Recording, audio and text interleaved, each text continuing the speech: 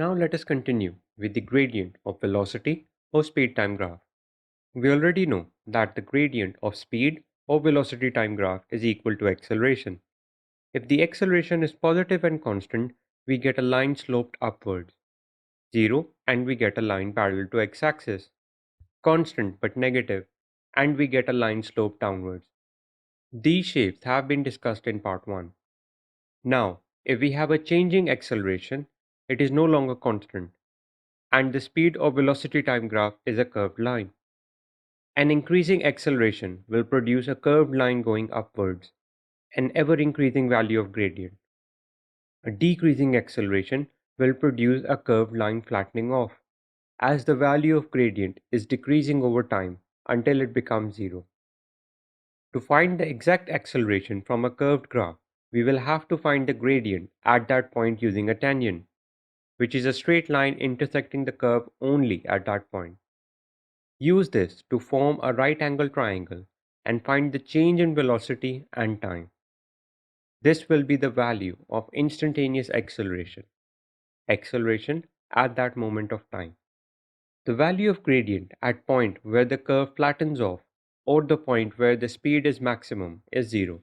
This is because this represents the small region where the line is parallel to x-axis and has no rise, hence no gradient.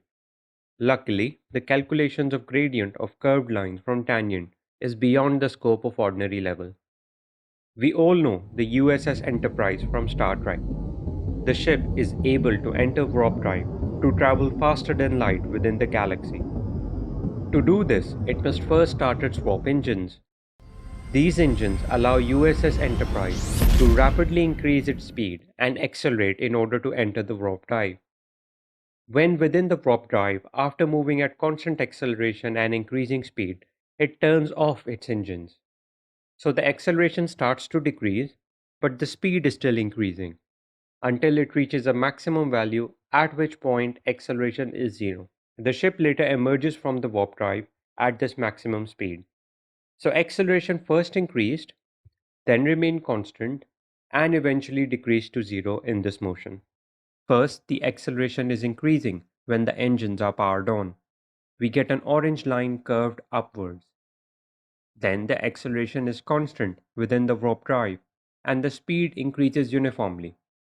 We get a straight blue line as shown. Later, the engines are turned off within the warp drive, and the acceleration decreases to 0.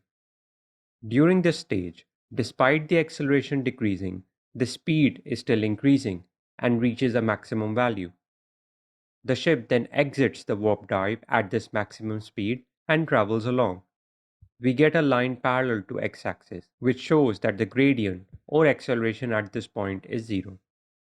So just to recap, when speed or velocity is increasing at the same rate over time, we have constant acceleration and get a straight line. But maybe you start off in your car by just pressing gently on the race pedal. But once you're on the motorway, you want to hit the full speed sooner, so you accelerate faster. This will be a curved line upwards, like this on the graph. Maybe you're decreasing your acceleration. So you started off with a big push accelerating quickly, and now you're accelerating up to your maximum speed at a slower rate. In this case, the velocity is increasing, but at a slower rate than before.